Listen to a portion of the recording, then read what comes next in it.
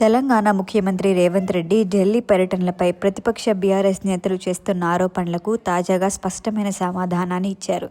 పదే పదే ఢిల్లీ వెళ్లటం, అక్కడ బీజేపీ పెద్దలను కలవటం వెనుక రాజకీయ ప్రయోజనాలు ఉన్నాయంటూ కేటీఆర్, హరీష్ రావు లాంటి నేతలు విమర్శలు చేస్తున్నారు. రేవంత్ రెడ్డి త్వరలో బీజేపీలో చేరతారంటూ ప్రచారం కూడా చేశారు. కొందరు నేతలైతే ఢిల్లీ పర్యటనల్లో తెలంగాణ నుంచి మూటలు కూడా మోస్తున్నారంటూ తీవ్ర ఆరోపణలకు దిగారు. ఈ విమర్శలపై ఇప్పటి వరకు కాంగ్రెస్ నేతలు కన్నులతో సరిపెట్టుకున్నా ఈసారి స్వయంగా సీఎం రేవంత్ రెడ్డి రంగంలోకి దిగారు. పూర్తిగా క్లారిటీ ఇచ్చారు.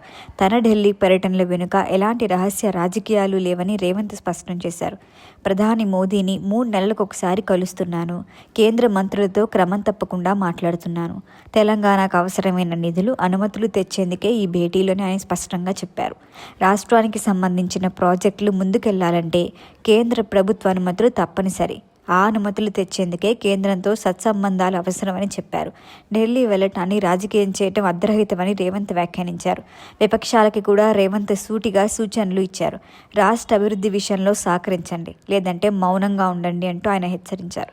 సమస్యలుంటే ప్రభుత్వంతో పంచుకోవాలి, అవసరమైతే తానే కేంద్రంతో మాట్లాడి సహాయం తీసుకొస్తా అని చెప్పారు. రాజకీయాల కోసం విమర్శలు చేయటం వల్ల రాష్ట్రానికి ఒరిగేదేమీ లేదని స్పష్టం చేశారు. ప్రజలు ఎన్నుకున్న ప్రభుత్వానికి పని చేయనివ్వకుండా అడ్డుపట్టడం సరికాదన్నారు. తెలంగాణ అభివృద్ధే ప్రధాన లక్ష్యంగా పెట్టుకుని తాను నిర్ణయాలు తీసుకుంటున్నా అని సీఎం రేవంత్ రెడ్డి మరొకసారి నొక్కి చెప్పారు. రాజకీయ అహంకారాలు, వ్యక్తిగత లాభాల కన్నా రాష్ట్ర అవసరాలే తనకి ముఖ్యమని చెప్పారు. మోదీని కలిస్తే తప్పేంటి అని నేరుగానే ప్రశ్నించారు. నిధులు తీసుకురావాలంటే ఎవరినైనా ఎన్నిసార్లైనా కలవటానికి నేను సిద్ధమని చెప్పారు. ముఖ్యమంత్రి పదవిలో ఉన్నవాడు రాష్ట్ర ప్రయోజనాల కోసం కేంద్రంతో మాట్లాడకపోతే ప్రజలకు అన్యాయం చేసినట్లే అవుతుందని వ్యాఖ్యానించారు.